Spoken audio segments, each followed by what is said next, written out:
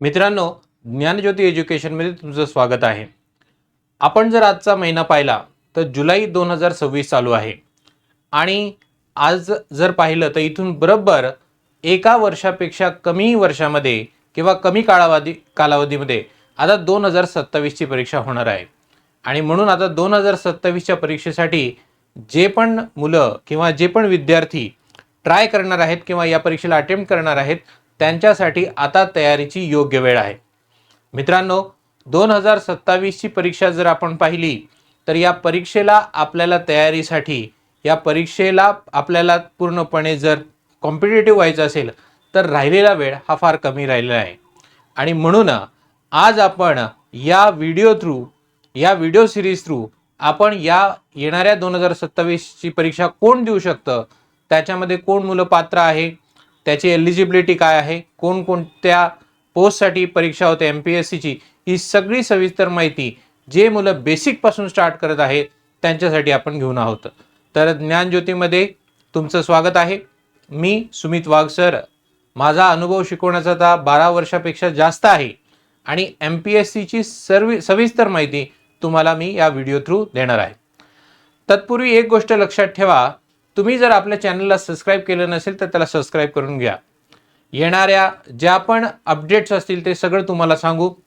त्याच्यानंतर जे पण मुलं पहिल्यापासून तयारी करत आहेत त्यांच्यासाठी एक 15 व्हिडिओची कंप्लीट सिरीज आणणार आहे, ज्यामध्ये तुम्हाला बेसिक फंडामेंटल, एखाद्या परीक्षेला जर तुम्हाला तयारी करायची असेल तर बेसिक फंडामेंटल माहिती तुम्हाला माहीत असायला पाहिजे. आणि ही बेसिक फंडामेंटल माहिती जर तुम्हाला घ्यायची असेल तर तुम्हाला अपडेटेड राहावं लागेल. आणि अपडेटेड राहण्यासाठी एक तर तुम्ही रेग्युलरली न्यूज फॉलो करा किंवा आपल्या व्हिडिओ सिरीज थ्रू तुम्ही ही माहिती घेत राहा. आणि म्हणून तुम्हाला मी सांगतो की तुम्ही काय करून ठेवा की सबस्क्राईब करून ठेवा आणि नोटिफिकेशन वगैरे ऑन करून ठेवा, म्हणजे जसा आपला नवीन व्हिडिओ येईल तसं तुम्हाला सविस्तर माहिती भेटत राहील. तर सुरुवात करूया मित्रांनो. तर आज जो मी तुम्हाला एक महत्त्वपूर्ण इन्फॉर्मेशन देणार आहे ती म्हणजे MPSC मार्फत राज्यसेवा जी परीक्षा होते, जी राज्याच्या स्तरावर स्टेटच्या लेवलवर सर्वात हायली कॉम्पिटिटिव्ह एक्झाम, सर्वात जास्त आपण म्हणू हायर पोस्टला ज्या थ्रू सिलेक्शन केलं जातं त्या परीक्षेच्या बद्दल मी तुम्हाला माहिती देणार आहे. आणि माहिती कोणत्या वर्षाच्या उद्देशातून असणार आहे तर पुढच्या वर्षी 2027ला जी परीक्षा होणार आहे त्याच्याबद्दल ही माहिती असेल. यामध्ये आपण या व्हिडिओ सिरीजमध्ये हा जो पहिला व्हिडिओ घेतोय यामध्ये सगळं बेसिक्स तुम्हाला सांगणार आहे, म्हणजे साधारणपणे एलिजिबिलिटी, पात्रता काय असते परीक्षेची, साधारणपणे कोणत्या वयोगटातली मुलं ही परीक्षा देऊ शकतात आणि कसे पोस्ट असतात, त्याचबरोबर सॅलरी काय असते, त्याच्यानंतर या परीक्षेसाठी एक ब्रीफली पॅटर्न तुम्हाला सांगेल आणि मग पुढच्या काही व्हिडिओ सिरीज थ्रू त्या पॅटर्नला आपण डिटेलमध्ये डिकोड सुद्धा करणार आहोत. आणि सर्वात महत्त्वाचं एक गोष्ट लक्षात घ्या की सध्या चर्चा जर तुम्ही पाहिली MPSC ची तर खूप सारे बदल झालेले आहेत. तर हे सगळेच्या सगळे बदल सुद्धा तुम्हाला या एक अपडेटेड व्हिडिओमध्ये मी सांगणार आहे.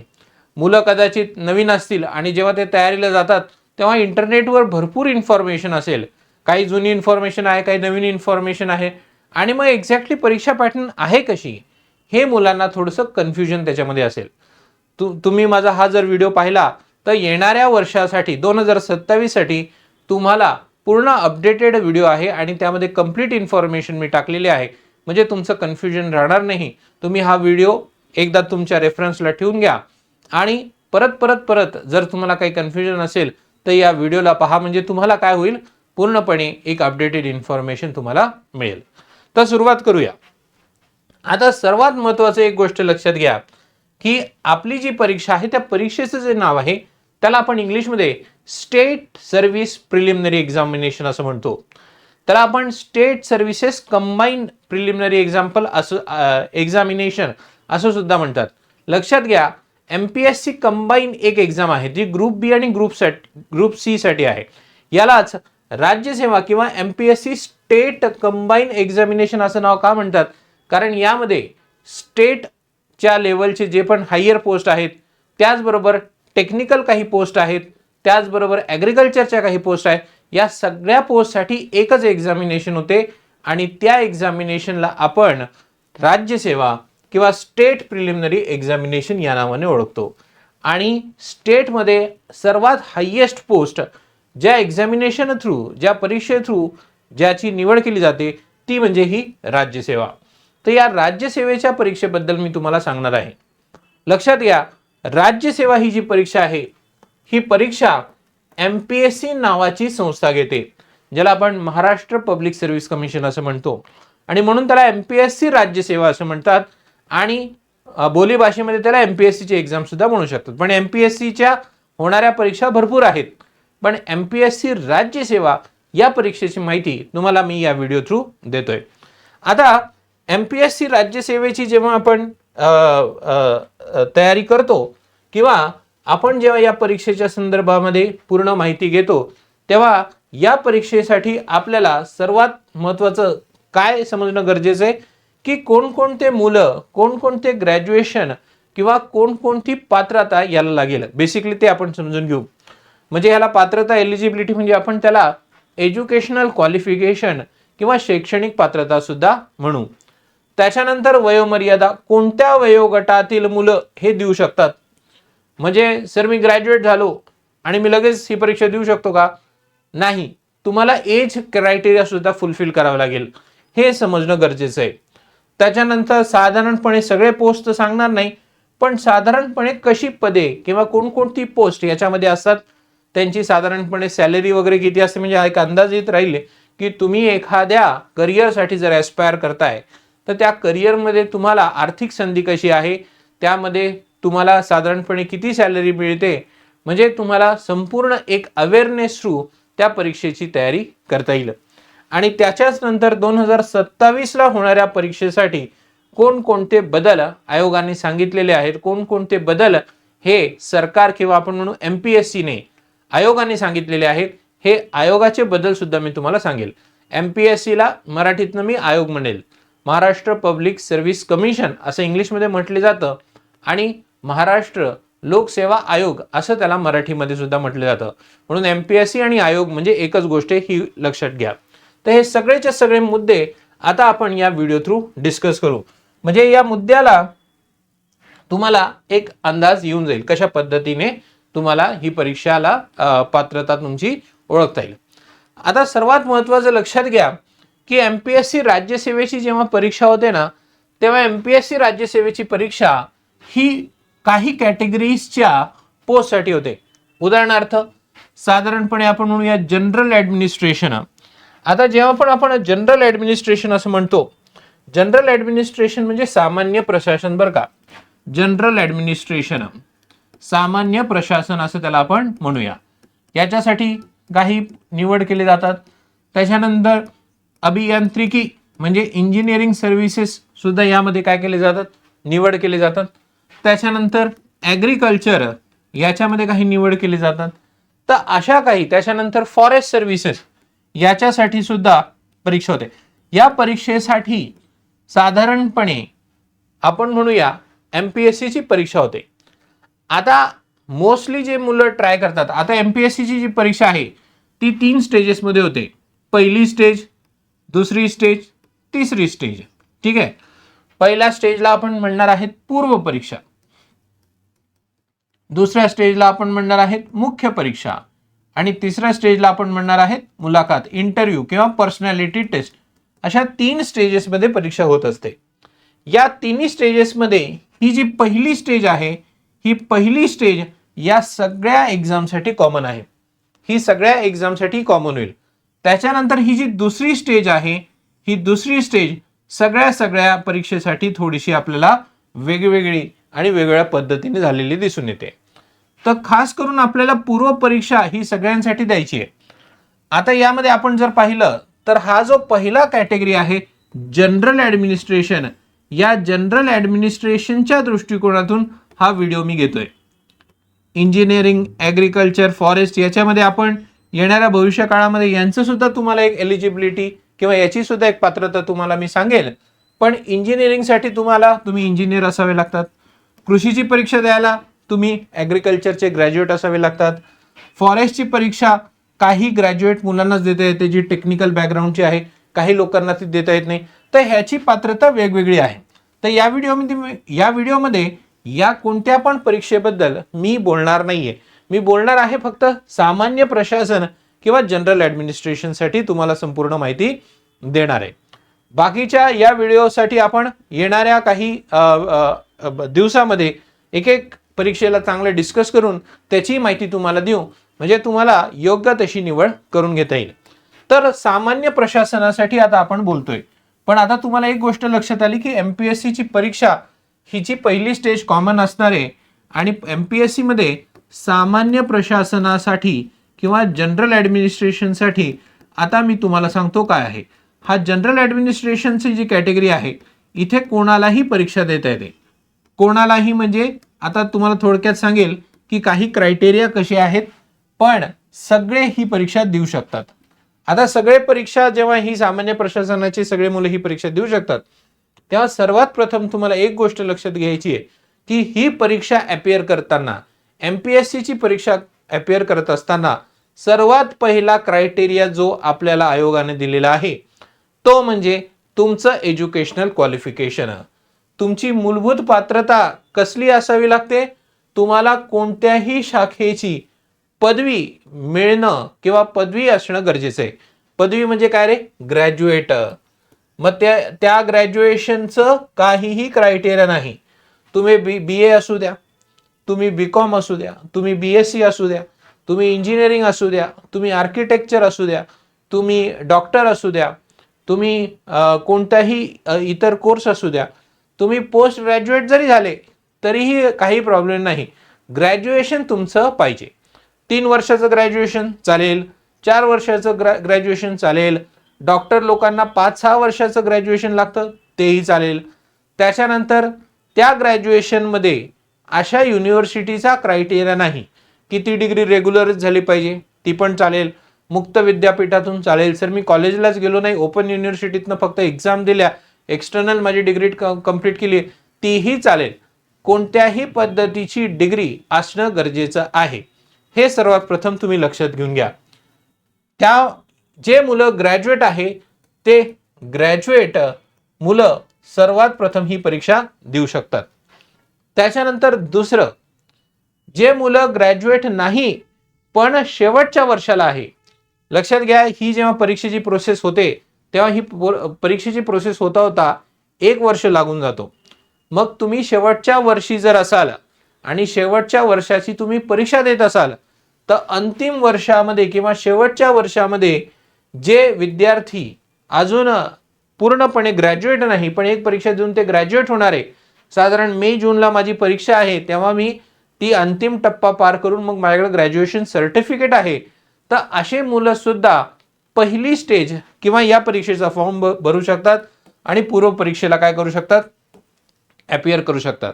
ग्रॅज्युएशन कंप्लीट झालं आहे आणि ग्रॅज्युएशनच्या शेवटच्या वर्षासाठी संपूर्ण ही एलिजिबिलिटी आपल्याला या परीक्षेसाठी सांगता येते.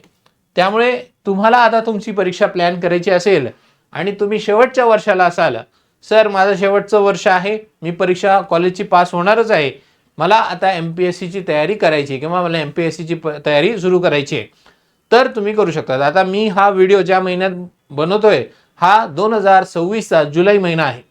म्हणजे अपेक्षा असेल की ग्रॅज्युएशनच्या सगळ्या परीक्षा आतापर्यंत संपलेल्या असतील किंवा जर राहिल्या असतील कोणत्या युनिव्हर्सिटीच्या तर त्या कदाचित या 1-2 महिन्यामध्ये संपून जातील. मग तुम्ही येणारी परीक्षा देऊ शकतात.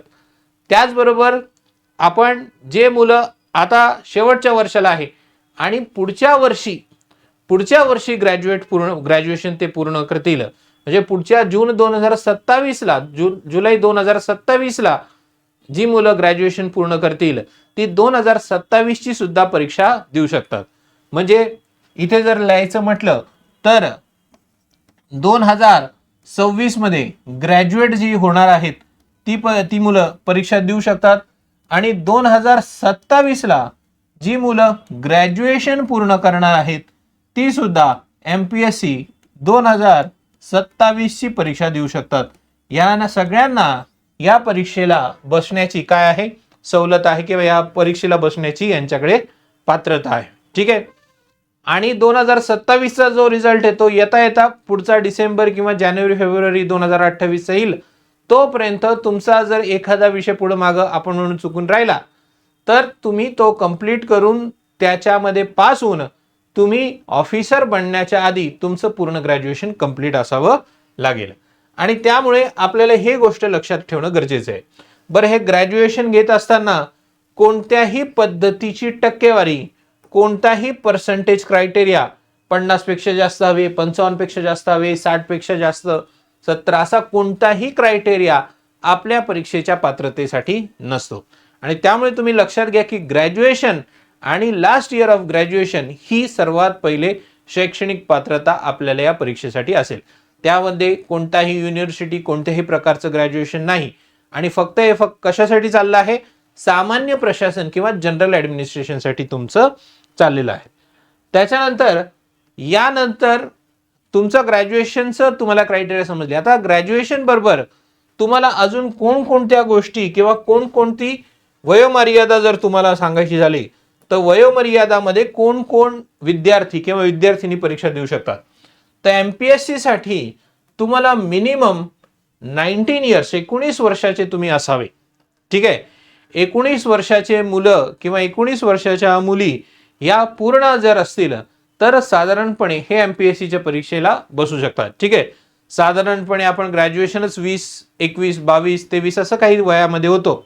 त्यामुळे हा क्रायटेरिया तर फुलफिल असतो. पण चुकून लवकर ग्रॅज्युएट असेल तर तुम्हाला 19 वर्षाच्या आधी किंवा फॉर्म भरताना जो आपण म्हणू जो जन्मतारीख दिलेला असेल किंवा जो जन्मसाल मेन्शन केलेला असेल त्या जन्मसालानुसार त्या क्रायटेरियानुसार तुमचं 19 वय हे पूर्ण पाहिजे. म्हणून मिनिमम एज क्रायटेरिया हा 19 इयर्सचा असावा. मग याच्या आधी तुम्ही परीक्षेची तयारी करू शकतात. म्हणजे तुम्ही म्हणताय सर माझी 2028-29लाच मी एलिजिबल होतोय, आतापासून तयारी करू का? तयारी तर चालू करू शकतात. तयारीला काही बंधनं नाही. मात्र परीक्षेला जात असताना हे मिनिमम एज त्यामध्ये दिलेलं आहे. आणि मॅक्सिमम एज कसं आहे? मॅक्सिमम एज जर तुमची ओपन किंवा जनरल आहे म्हणजे कोणत्याही कॅटेगरीमध्ये येत नाही तर सगळ्यांसाठी वय हे 38 दिलेलं आहे. ओपन जनरल हे MPSCचं वय किती आहे? 38. UPSCचं हे वेगळं जातं. आता UPSCचं इथे सांगत नाही, परत कन्फ्यूज होईल. पण इथे तुम्ही लक्षात घ्या की जनरल कॅटेगरीचं वय हे 38 आहे. त्याच्यानंतर OBC तुमची कॅटेगरी असेल, SC, ST किंवा economic weaker section EWS criteria असेल तर त्याचं मॅक्सिमम वय 43. म्हणजे 19 ते 38 जनरल सामान्य कॅटेगरीतले मुलं देऊ शकतात. 19 ते 43 OBC, ST, EWS या कॅटेगरीतले मुलं देऊ शकतात.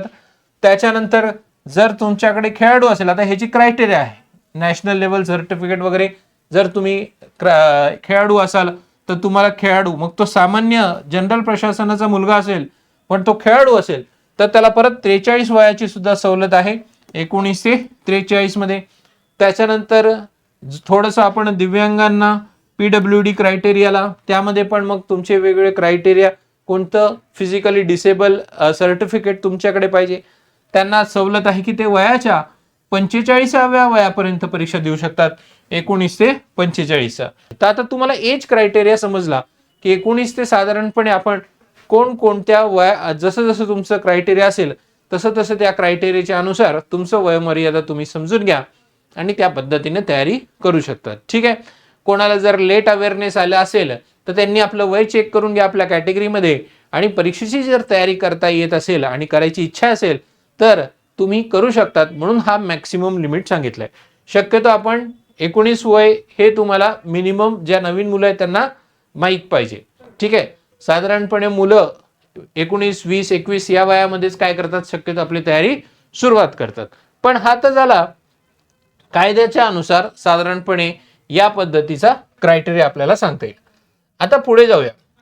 आता जेव्हा मी तुम्हाला सांगितलं की MPSCची परीक्षा ही वेगळ्या क्रायटेरियामध्ये आहे, इंजिनिअरिंग सर्व्हिसेस आहे, त्याच्यानंतर ॲग्रिकल्चर कृषी सेवा आहे, पण सर्वात महत्त्वाचं म्हणजे या व्हिडिओमध्ये मी तुम्हाला सांगितलं आहे की आपण कशाच्या संदर्भामध्ये म्हणतोय की सामान्य प्रशासन जनरल ॲडमिनिस्ट्रेशनसाठी आपण जेव्हा या परीक्षेला अपिअर करतो तेव्हा या सामान्य प्रशासनासाठी आपल्याला कोणकोणती पदं साधारणपणे दिसून येतात. आता इथे जी मी यादी टाकलेली आहे ही यादी तुम्हाला लक्षात घ्यायची की ही पूर्णपणे संपूर्ण यादी नव्हे. ठीक आहे, यामध्ये यादी जर मी टाकायला बसलो तर साधारणपणे 40-50 पदं येतात, पण प्रत्येक वेळेस एवढे पदं येत नाही. जसं गव्हर्नमेंट सांगेल तेवढ्याचसाठी फक्त ती एक्झाम होत असते. आणि 2027 मध्ये तर गव्हर्नमेंटने क्रायटेरियाज किंवा कॅटेगरीज वाढवलेले आहेत. म्हणून जशी एखादी नवीन नोटिफिकेशन येईल त्याच्याबद्दल सुद्धा तुम्हाला जेव्हा आपण अपडेट करू तेव्हा तुम्हाला समजतील की साधारणपणे कोणकोणते पदं येतील. तुम्हाला काय म्हणजे सगळ्यांना आपल्याला लक्षात येईल.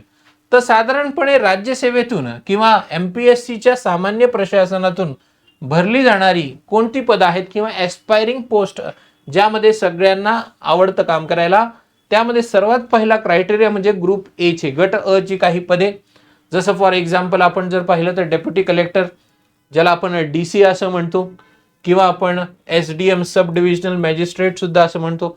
तर एखाद्या स्टेट किंवा राज्यामध्ये सर्वात उंच स्तरावर जे पद भरलं जातं ते म्हणजे DCचं.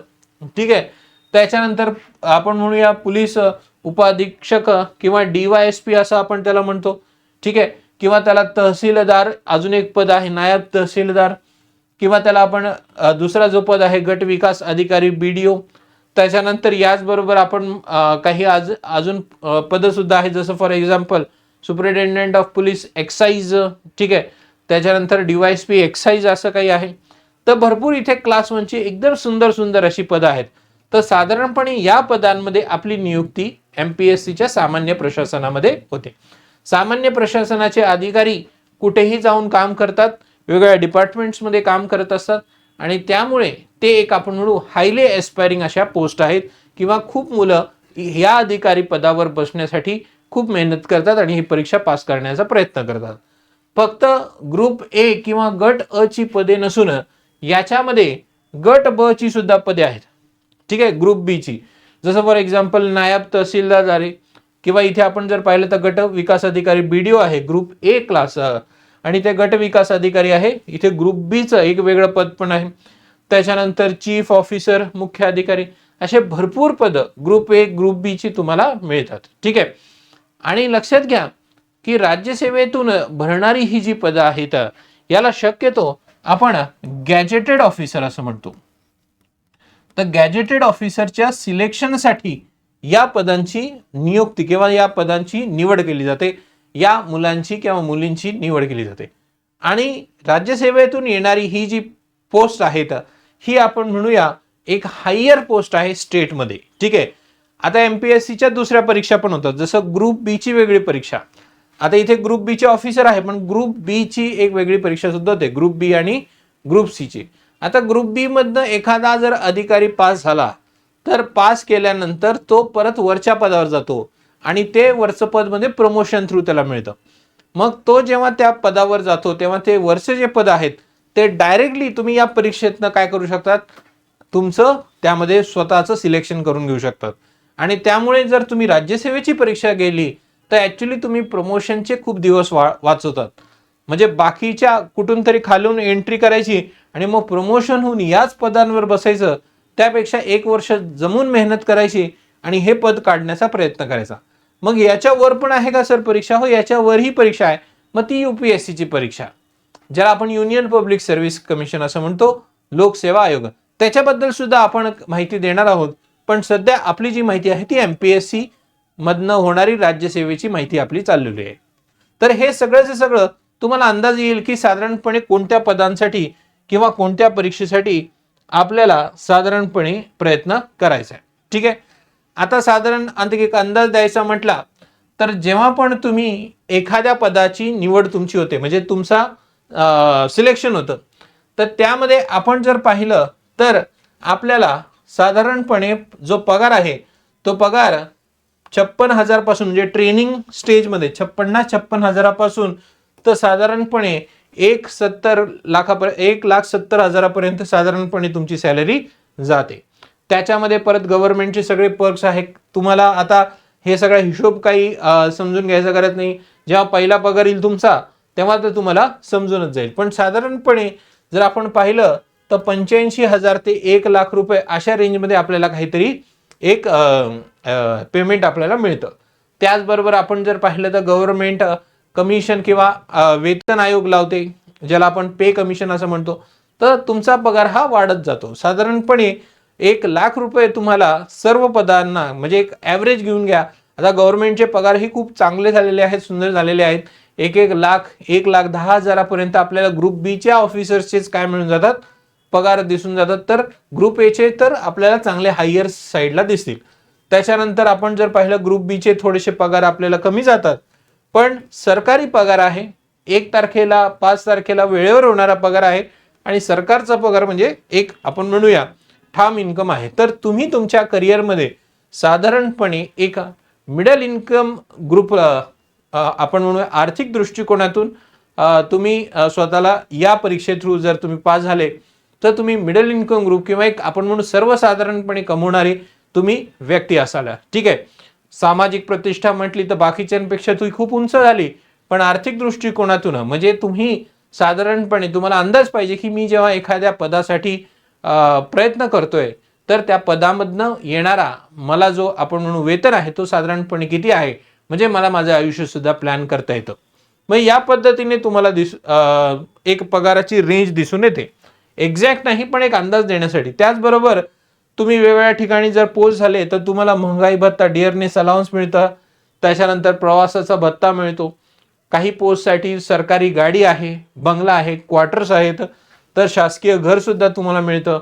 वैद्यकीय सुविधा तुम्हाला मिळते.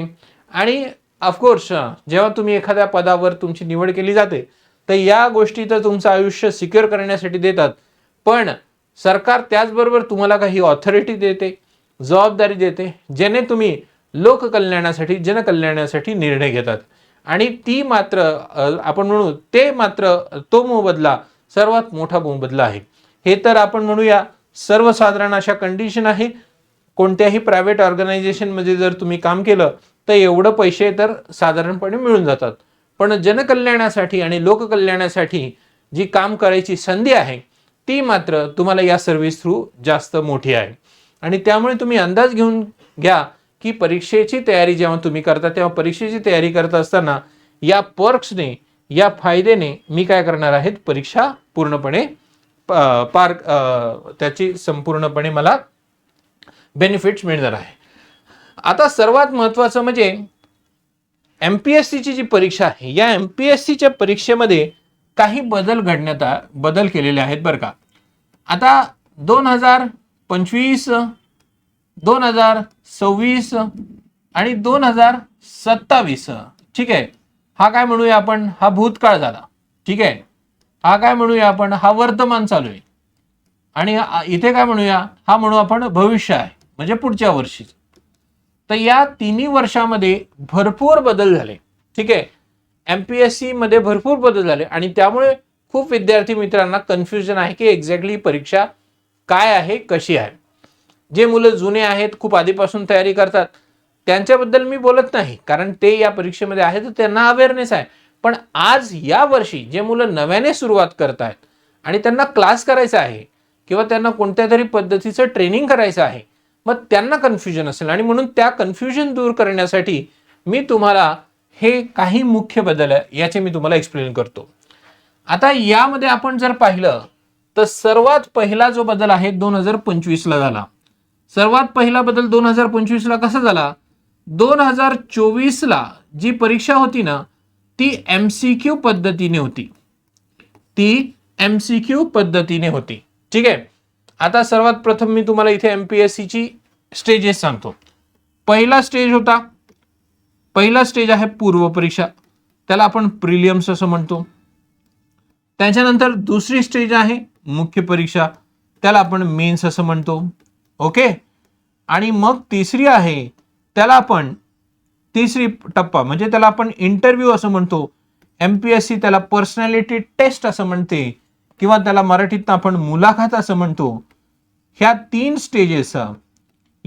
स्टेजेस आपल्याला परीक्षेला दिसून येतात, पूर्व, मुख्य आणि मुलाखत. आता पूर्व परीक्षा जी आहे ही पूर्व परीक्षा 2024 मध्ये MCQ पद्धतीने आहे. त्यानंतर 2025, 26 आणि 27 ला ही MCQ पद्धतीनेच होणार. MCQ पद्धत तुम्हाला माहित असेल की तुम्हाला 5 ऑप्शन 4 ऑप्शन दिले जातात. MPSC मध्ये 4 ऑप्शन असतात. 4 ऑप्शन पैकी राईट ऑप्शन टिक करायचं आहे आणि उत्तर मार्क करायचं आहे. त्याच्यानंतर 2024 मध्ये ही जी मुख्य परीक्षा होती ना, ही मुख्य परीक्षा सुद्धा MCQ पद्धतीने होती. कशी होती? MCQ पद्धतीने. पण 2024च्या नंतर 2025 मध्ये आता ही परीक्षा MCQ ची नसून डिस्क्रिप्टिव्ह. आणि डिस्क्रिप्टिव्हला आपण काय म्हणणार आहे? वर्णनात्मक. आणि वर्णनात्मक म्हणजे काय रे? की तुम्हाला उत्तर लिहायची आहेत. काय लिहायची आहेत? उत्तर लिहायची आहे. पूर्व परीक्षा आज MCQ आहे आणि मुख्य परीक्षा ही 2025 पासून वर्णनात्मक किंवा डिस्क्रिप्टिव्ह पॅटर्नच्या अनुसार झाली आहे.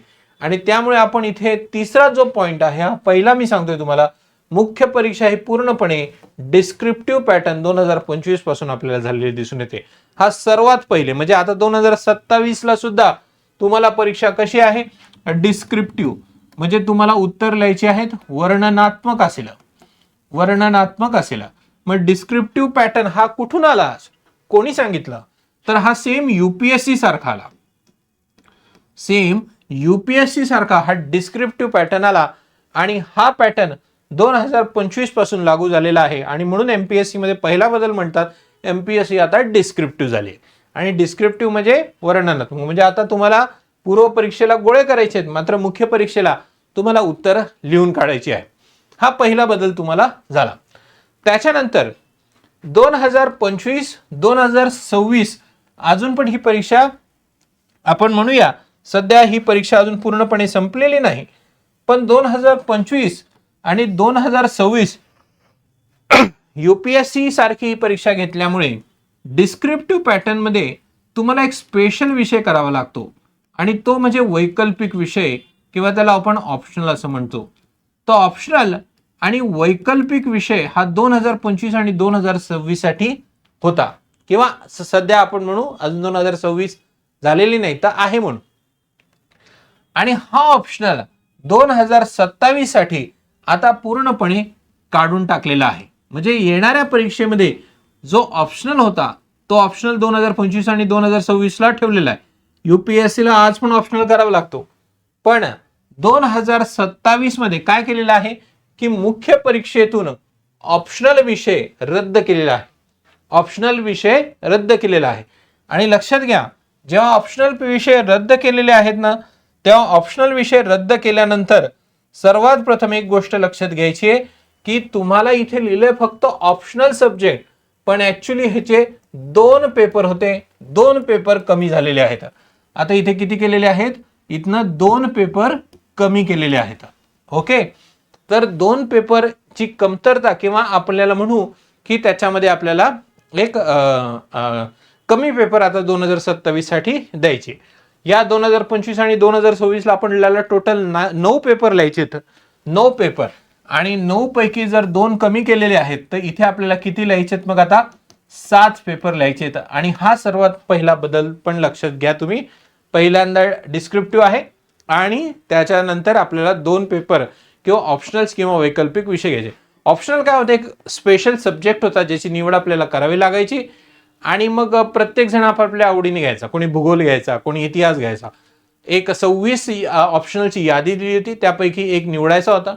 आणि मग आयोग म्हटलं की सगळे जर वेगवेगळे घेतील तर सगळे असमान असतील, त्यापैकी सगळ्यांना इक्वल खेळू द्या, सगळ्यांना इक्वल कॉम्पिट करू द्या आणि त्यातनं निवड करू. आणि म्हणून 9 पैकी 2 पेपर काढले किंवा ऑप्शनल्स काढले. ऑप्शनल्सचे ते 2 पेपर आहेत, हे लक्षात घ्या. ठीक आहे. त्याच्यानंतर ही जी तिसरी स्टेज आहे, कोणती? मुलाखत. ते या मुलाखतीमध्ये सर्वात प्रथम एक गोष्ट लक्षात घ्या. या मुलाखतीमध्ये जी 2025 PT किंवा पर्सनॅलिटी टेस्ट असं म्हणूया आपण मुलाखत, तर 2025 मध्ये 275 मार्काची होती, 2026 मध्ये 275 मार्काची होती.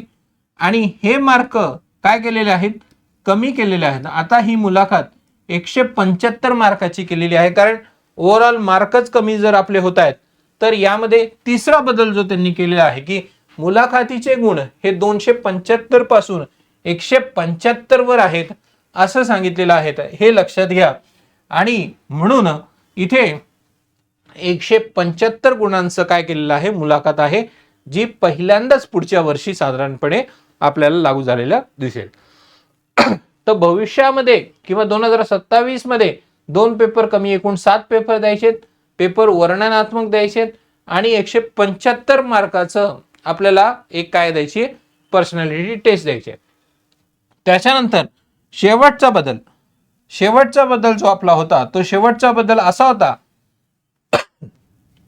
की 2027 ची परीक्षा ही पहिल्यांदा मध्ये त्यांनी ऑनलाईन म्हणून डिक्लेअर केली होती, पण आता ते म्हटले की ऑनलाईन होणार नाही, पुढच्या वर्षीचीच परीक्षा ही ऑफलाईन होणार आहे.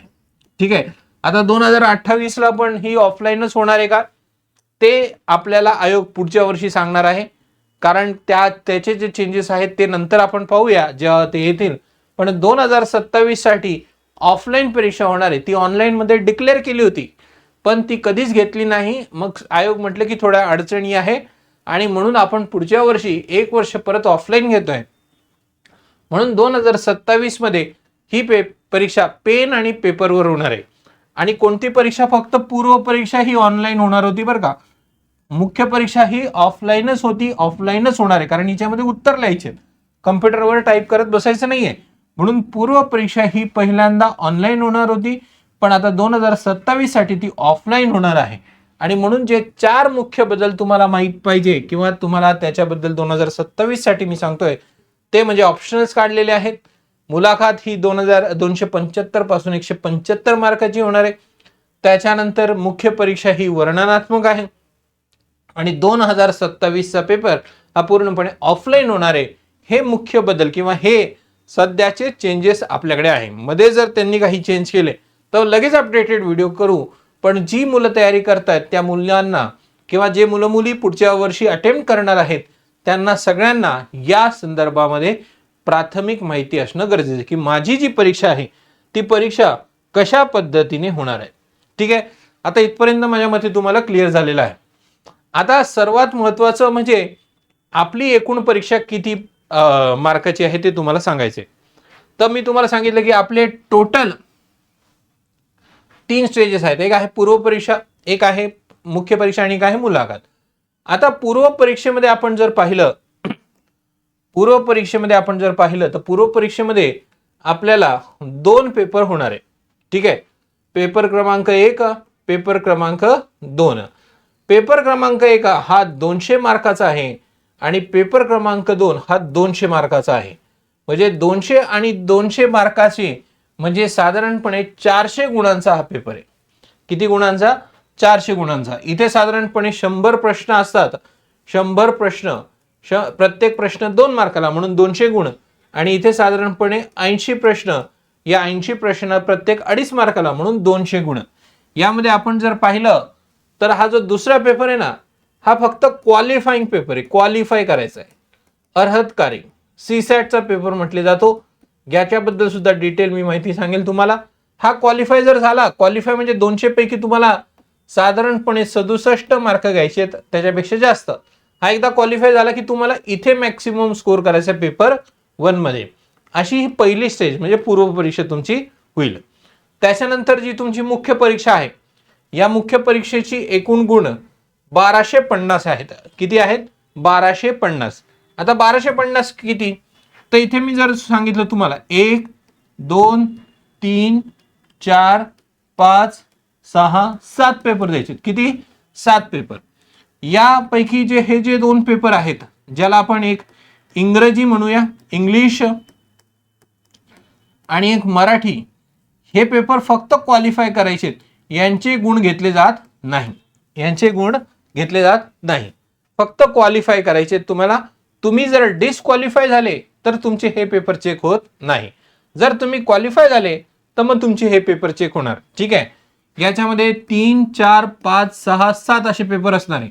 प्रत्येक पेपर 250 मार्काचा. प्रत्येक पेपर किती मार्काचा? 250 मार्काचा. 250 अधिक 250 500 अधिक 250 750 अधिक 250 1000 आणि अधिक 250 1250 मार्काची तुमची कशी आहे? मुलाखत आहे, जी ते तुम्हाला लिहिली, ज्याच्यामध्ये तुम्हाला 7 पेपर लिहायचे.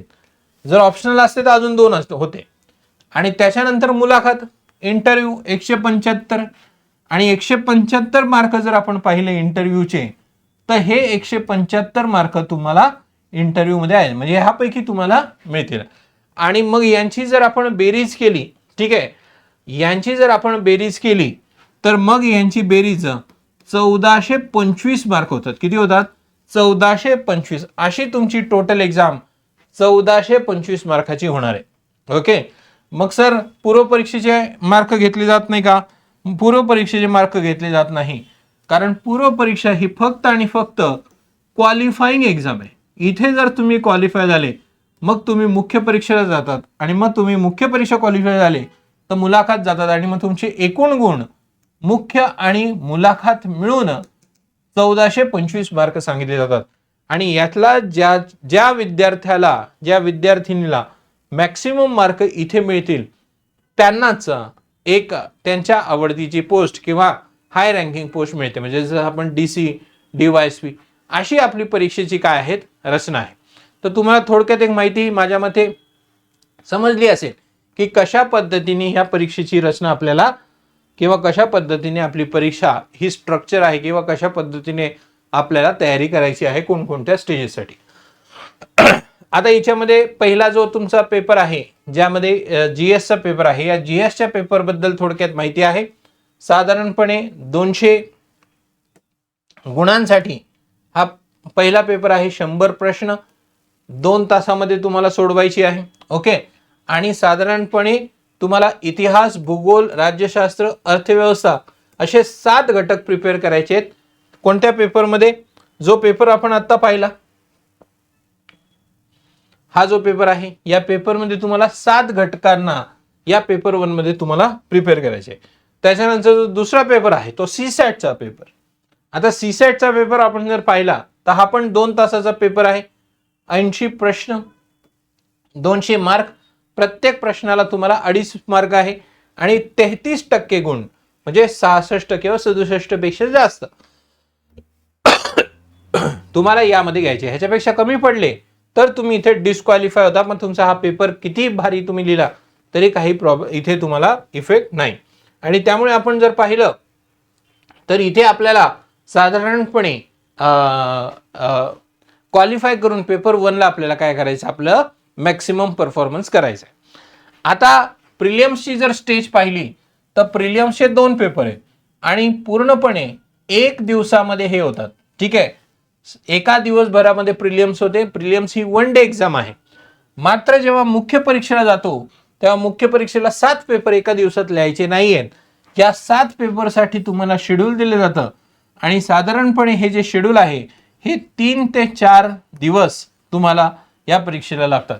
आणि या 3 ते 4 दिवसामध्ये मग हे 3 रविवार असतील किंवा 4 असतील, त्यांच्या पद्धतीने ते टाइम टेबल डिक्लेअर करतात. पण 3 ते 4 दिवस होणारी ही परीक्षा आहे, आणि या 3 ते 4 दिवसामध्ये तुम्हाला 7 पेपर द्यायचे. म्हणजे ही स्टेज मोठी आहे. मुलाखत मात्र एक 10-15 मिनिटाची आपण म्हणूया स्टेज आहे, ज्यामध्ये तुम्हाला समोर बसवलं जातं आणि तुमची पर्सनॅलिटी टेस्ट केली जाते. तर हे सगळं तुम्हाला थोडक्यात माहीत पाहिजे. आता पूर्व परीक्षेचे जर मी तुम्हाला पॅटर्न तर दाखवला, त्याच्यानंतर मुख्य परीक्षा जो आहे, या मुख्य परीक्षेमध्ये तुम्हाला सर्वात महत्त्वाचं म्हणजे पास व्हायला हे 7 पेपर द्यायचे. आणि हे 7 पेपर कसे आहेत? मराठी तुम्हाला भाषेचा एक पेपर आहे 300 गुणांचा, ज्यामध्ये 25% गुण मिळवणं आवश्यक आहे. त्याच्यानंतर इंग्रजी आहे 300 गुणांचा, ज्यामध्ये 25% गुण मिळवणं आवश्यक आहे. त्याच्यानंतर मेरिट किंवा उत्तीर्ण होण्यासाठी जर तुम्हाला पाहिजे पेपर, तर मग निबंधाची तयारी करायची. GS1, GS2, सामान्य अध्ययन 1, सामान्य अध्ययन 2, सामान्य अध्ययन 3 आणि सामान्य अध्ययन 4. आणि या प्रत्येकामध्ये काही सब टॉपिक्स आहेत. आता हे प्रत्येक पेपर वेगवेगळ्या व्हिडिओ थ्रू तुम्हाला मी सांगेल, वेगवेगळे शिक्षक येतील आणि ते तुम्हाला सांगतील की डिटेलमध्ये हे कसे कसे डिवाइड आहेत, याची तयारी कशी करायची आहे. आणि त्यामुळे मुख्य परीक्षेची आपण ही तयारी पाहू शकतो की 1250 मार्कासाठी आपल्याला लिहायचे. इथे पूर्णपणे MCQ पॅटर्न मध्ये असणार आहे, आणि इथे पूर्णपणे आन्सर रायटिंग किंवा डिस्क्रिप्टिव्ह उत्तर लेखनाच्या स्वरूपामध्ये आपल्याला ही परीक्षाची काय करायची आहे, तयारी करायची आहे. आणि म्हणून या पद्धतीने पॅटर्न. आणि मग पुढे जर आपण पाहिलं तर मग तुमचा येणार आहे शेवटचा टप्पा, ज्याच्यामध्ये मुलाखत. आपण इंटरव्ह्यू म्हणून 175 गुणांचं झालेलं आहे. अंतिम गुणवत्ता यादीमध्ये यायचं जर असेल तुम्हाला, तर मुख्य आणि मुलाखतला मिळून 1425 पैकी तुम्हाला मॅक्सिमम किती भेटतात हे तुमचं तपासले जातं. मुख्य परीक्षेमध्ये तुमचा मुलाखतीमध्ये आपण म्हणूया व्यक्तिमत्व, आत्मविश्वास जे आहे, हे सगळ्या गोष्टी पाहिले जातात. इंटरव्ह्यूच्या बद्दल जर सांगायचं म्हटलं तर इंटरव्ह्यूचे आपले प्रोग्राम खूप फेमस आहे. आपण स्वतः आपले जे डायरेक्टर आहेत विशाल बेदुरकर सर, हे माझी आपण म्हणूया साधारणपणे गव्हर्नमेंट ऑफिसर आहेत. त्यांनी गव्हर्नमेंटमध्ये काम केलेलं आहे. गव्हर्नमेंटमध्ये काम करण्यासाठी कसं व्यक्तिमत्व लागतं, कसा अप्रोच लागतो, ह्याच्यासाठी तुम्हाला ते ट्रेन करतात. त्यांच्याबरोबर इतर अधिकारी येतात आणि मुलाखतला जर एखादा विद्यार्थी जेव्हा जातो तेव्हा तो संपूर्णपणे कशा पद्धतीने स्वतःला रिप्रेझेंट केलं पाहिजे हे आपल्याला सांगितलं जातं. काही निवासी वर्ग आपण घेतो, 2-3 दिवसाचे वर्ग घेऊन पूर्णपणे त्याला त्या उद्देशातून तयार करून घेतो आणि पूर्णपणे आपण त्याला त्या पद्धतीने ओरिएंट करून घेतो. तर हे तुम्हाला सर्वात महत्त्वाचं लक्षात असणं गरजेचं आहे की जेव्हा इंटरव्ह्यूला येतो तेव्हा इंटरव्ह्यूला स्पेशल ट्रेनिंग आपल्याला झालेली दिसून येते. आता ही तर झाली बेसिक माहिती. आता जेव्हा एखादा विद्यार्थी किंवा एखाद्या विद्यार्थिनी जेव्हा या परीक्षेची सुरुवात करते किंवा या परीक्षेला तुम्ही जाता, तेव्हा सर्वप्रथम तुम्ही क्लास लावण्याच्या आधी किंवा कोणती गोष्ट करण्याच्या आधी तुम्हाला काय केलं पाहिजे, बेसिक. ठीक आहे. अभ्यासाची सुरुवात कशी करावी? पुस्तकांपासून करावी का? नाही. अभ्यासाची सुरुवात करत असताना सर्वात प्रथम तुम्हाला एक लक्षात घ्यायचंय की सिलेबस तुम्हाला समजून घ्यायचा आहे. आयोगाने या परीक्षेसाठी सिलेबस दिलेला आहे, तो सिलेबस डाउनलोड करून घ्या. आता 1-2 गोष्ट, तुमच्याकडे जर सिलेबस असेल किंवा तुम्हाला जर सिलेबस ऑनलाईन मिळत असेल त्याला डाउनलोड करा. आणि जर नसेल सापडत तर तुम्ही काय करा, आपल्या डिस्क्रिप्शन बॉक्सला नंबर दिलेले आहेत त्याच्यावर कॉल करा किंवा व्हॉट्सअप करा, तुम्हाला ना PDF पाठवून देऊ. म्हणजे तुम्हाला शोधण्याची काय होणार नाही, तसदी होणार नाही. लक्षात घ्या, बदललाय अभ्यासक्रम, त्यामुळे या बदललेल्या अभ्यासक्रमामध्ये बदललेला सिलेबस तुमच्याकडे असणं गरजेचं आहे, अपडेटेड. तर हे तुम्ही सर्वात प्रथम घ्या. तुम्हाला मी जे हे सांगितलेलं आहे, ही PPT ही PDFच्या स्वरूपात जरी पाहिजे असेल की सर मला हे थोडंसं पाहिजे रेफरन्ससाठी, तरी मेसेज करा, ही सुद्धा तुम्हाला काय मिळून जाईल, PDF मिळून जाईल. तर सर्वात प्रथम लक्षात घ्या की तुम्ही सिलेबस डाउनलोड करायचा आहे आणि तो नवीन अभ्यासक्रम पाठ करून घ्यायचा आहे. त्याच्यानंतर अभ्यासक्रम झाल्यानंतर तुम्हाला परीक्षा पास होण्यासाठी प्रश्न विचारले जाणार आहे. पूर्व परीक्षा ही MCQ पद्धतीने असेल, मुख्य परीक्षा ही प्रश्न उत्तरांच्या स्वरूपात असेल. तर तुम्हाला सर्वात प्रथम हे प्रश्न पाहून परीक्षा कशी होते हे माहीत असणं गरजेचं आहे आणि त्यामुळे प्रिव्हियस इयर क्वेश्चन्स पाहणं गरजेचं आहे, ज्याला आपण प्रिव्हियस इयर पेपर सुद्धा म्हणू शकतो, PYP. ठीक आहे. UPSCचे पेपर पाहावे लागतील, कारण MPSCची पॅटर्न ही UPSCच्या धर्तीवर किंवा UPSCच्या पासून इन्स्पायर होऊन त्यांनी त्यांच्या पद्धतीने डिझाईन करून घेतली आहे. काही मुद्दे वेगळे टाकलेले आहेत पण 90 to 95% ही सेम आहे. मग तुम्हाला UPSCचे पेपर पाहावे लागतील. MPSCचे 2 पेपर होतील, 2025 आणि 2026, हे पाहावे लागतील. MPSC जुन्या काळामध्ये म्हणजे 2012-13 साली सुद्धा डिस्क्रिप्टिव्ह व्हायची, तेही थोडंसं रेफरन्सला तुम्हाला पाहावं लागेल. पण प्रिव्हियस इयर पेपर पाहावे लागतील की कसे प्रश्न येतात, तयारी मला कसं करावे लागेल, एक अंदाज घ्यावा लागेल. एकदम नवीन विद्यार्थ्याला लगेच लक्षात येत नाही, पण ॲटलिस्ट मला लक्षातच येत नाही म्हणून मी पाहणार नाही असं करून तर चालणार नाही. म्हणून तुम्हाला पाहावं लागेल प्रिव्हियस इयर क्वेश्चन. त्याच्यानंतर बेसिक बांधणी करण्यासाठी स्टेट बोर्डाचे पुस्तकं NCERT 5वी ते 12वी वाचावे लागतील. आता सगळेच घ्यायचे 5वी 12वी आणि वाचत बसलो असं नाही, पण एक स्ट्रॅटेजी डिझाईन करावी लागते की 5वी ते 12वी मध्ये काय वाचायचं, कोणती सगळी वाचायची, कोणती सगळी नाही वाचायची. पण 5वी ते 12वीचा बेस असणं गरजेचं आहे, कारण त्याच्यावरच ही परीक्षा आपल्याला थोडीशी निर्भर दिसते. त्याच्यानंतर तुम्हाला न्यूजपेपर वाचावा लागतो, हिंदू, लोकसत्ता. मग लोकसत्ता कसा वाचायचा, हिंदू कसा वाचायचा, याच्याबद्दल तुम्हाला डायरेक्शन सांगितलं जाईल. तर हळूहळू हे टप्पे आहेत. आणि त्याच्यानंतर उत्तर लेखन किंवा आन्सर रायटिंग सुद्धा करावे लागेल रोजचे 1-2 तास. तर हे टप्पे कसे करायचे, कसे नाही करायचे, कधी सुरुवात करायची, हे सर्वात पहिले अभ्यासाच्या सुरुवात करत असताना याचा तुम्हाला अंदाज पाहिजे. आता याच्यासाठी मी काही वर्कशॉप घेणार आहे, स्ट्रॅटेजी सांगणार आहे. येणाऱ्या वेळामध्ये डिसेंबरपर्यंत काय करायचं आहे, डिसेंबर नंतर काय करायचं आहे याच्यावर सुद्धा मी काय करेल, एक वेबिनार घेलं किंवा तज्ज्ञ शिक्षक आपल्याला सांगतील. तुम्हाला जर तुम्ही हा व्हिडिओ आत्तापर्यंत इथपर्यंत पाहिला असेल आणि तुम्हाला जर वाटतं की सरने एक वेबिनार आम्हाला अटेंड करायचं आहे, आम्हाला या गोष्टी तुम्ही सांगितल्या आहे जरूर, मात्र या गोष्टी आम्हाला फार ब्रीफली माहिती आहे, एक वेबिनार घ्या सर स्ट्रॅटेजीसाठी, तर तुम्ही कमेंट बॉक्समध्ये वेबिनार हा शब्द टाईप करा. ठीक आहे, म्हणजे मला लक्षात येईल की किती मुलं उत्साही आहे वेबिनार घ्यायला, आणि मग त्यांच्यासाठी एक वेबिनार डिझाईन करून मग आपण एक साधारणपणे तासभराचा एक वर्कशॉप जरी घेतलं किंवा 2 दिवस तासभर जरी घेतलं तरी पण तुम्हाला खूप गोष्टी मला ओपन करून सांगता येतील. ओपन करून म्हणजे विस्तारित सांगता येतील, तसं काही सिक्रेट नाही आहे, पण सगळ्या गोष्टी सांगायला वेळ लागतो. तर हे या पद्धतीने तुम्हाला काय करता येईल, याची सुरुवात, याची तयारी करता येईल. आणि जेव्हा पण तुम्ही तयारी करत असाल तेव्हा तयारी करत असताना सर्वात पहिले लक्षात घ्या, या परीक्षेला किंवा MPSC असू द्या किंवा UPSC असू द्या, आता इथे MPSC घेतलं, MPSC ची परीक्षा देत असताना सर्वात पहिले आपल्याला काही ऑब्जेक्टिव्ह किंवा उद्देश तयार करायचे आहेत. आणि ते उद्देश किंवा ती उद्देश पत्रिका मी तुम्हाला सांगतो, थोडं प्रिॲम्बल सांग. सर्वात पहिले MPSC ची परीक्षा देत असताना आपला पहिला ध्येय हा आहे की आपल्याला पोस्ट पाहिजे. ही परीक्षा आपण कशासाठी देतोय, ही परीक्षा आपण अधिकारी होण्यासाठी देतोय, आणि म्हणून मला पोस्ट पाहिजे, मला परीक्षा पास व्हायची आहे, आणि म्हणून पास करण्यासाठी मला माझे पावलं उचलावे लागतील. ही परीक्षा देत असताना सर्वात पहिले मला ज्ञान घ्यायचं नाहीये, नॉलेज घ्यायचं नाही, कारण नॉलेज कोण देतं, कॉलेज, ग्रॅज्युएशन, पोस्ट ग्रॅज्युएशन. मला विद्यार्थी नसून काय व्हायचं आहे, परीक्षार्थी, एक्झाम ओरिएंटेड फक्त स्टडी करायचे. सर 5 पानं वाचून मार्क मिळतील का 1 पान वाचूनच मार्क मिळेल, पहिल्यांदा हे डिसाईड करा. 1 पान वाचून मार्क मिळत आहे, मग 1 पान 5 पानं बाजूला, कारण की माझ्याकडे या परीक्षेचा अभ्यास मोठा आहे.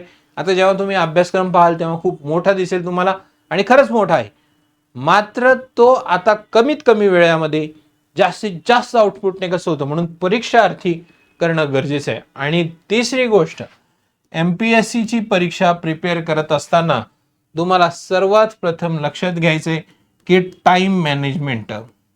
आणि हे टाइम मॅनेजमेंट म्हणजे कोणतं टाइम मॅनेजमेंट, 2027 ची परीक्षा साधारणपणे 1 वर्षापेक्षा कमी कालावधीमध्ये आता राहिलेली आहे.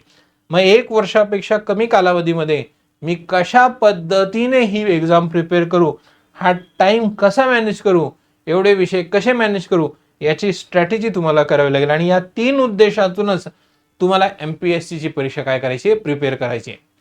बरं, याला तुम्ही जर क्लिअर असाल तर चांगली गोष्ट आहे, पण जर तुम्ही क्लिअर नसाल आणि तुम्हाला मदत हवी आहे तर सर्वात प्रथम तुम्ही काय करू शकतात, तुम्ही आपल्या व्हिडिओला काय करू शकतात, पहिल्यांदा लाईक सबस्क्राईब करून घ्या. तुम्हाला कोणताही डाऊट असेल तर कमेंट बॉक्सचा काय करा, तुम्ही विचार करा, त्यामध्ये टाका.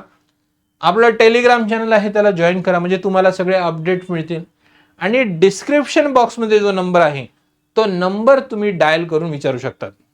लक्षात घ्या, येणाऱ्या परीक्षेसाठी जर तयारी करायची असेल तुम्हाला संपूर्ण सहाय्यता आपण करू. येणाऱ्या काही दिवसामध्ये आता स्ट्रॅटेजिक व्हिडिओ पण मी घेणार आहे. ठीक आहे, आता August, September, October, November, December मध्ये साधारणपणे 5 महिने राहिलेले आहेत, आणि पुढचे साधारणपणे 5 ते 6 महिने, 5च महिने म्हणू आपण, 10 महिन्यात ही परीक्षा होणार आहे. आणि 10 महिने ही परीक्षा प्रिपेअर करायला इनफ झालं. आणि जर आपण ह्याला स्ट्रॅटेजी किंवा प्लॅनिंग नाही केलं तर 10 वर्ष सुद्धा ही परीक्षा प्रिपेअर करायला कमी जाईल. आणि त्यामुळे तुम्हाला लक्षात घ्या की तुम्ही या परीक्षेची तयारी करत असताना पहिल्यांदा बेसिक फंडामेंटल काय माहिती असलं पाहिजे, याच्यासाठी आपल्या YouTube चॅनलची मदत घ्या. मात्र तुम्हाला काही डाऊट असेल तर नंबरवर काय करा, तुम्ही कॉल करा. तर मित्रांनो, आज आपण MPSC राज्यसेवेची एक बेसिक माहिती आपण पाहिलेली आहे. आता आपण हळूहळू सगळ्या सब्जेक्टला एक स्ट्रॅटेजी आणि त्याला डिकोडिंग करणार आहोत आणि येणाऱ्या सगळ्या या व्हिडिओ सिरीज थ्रू तुमची संपूर्ण मदत करणार आहोत. तर धन्यवाद मित्रांनो.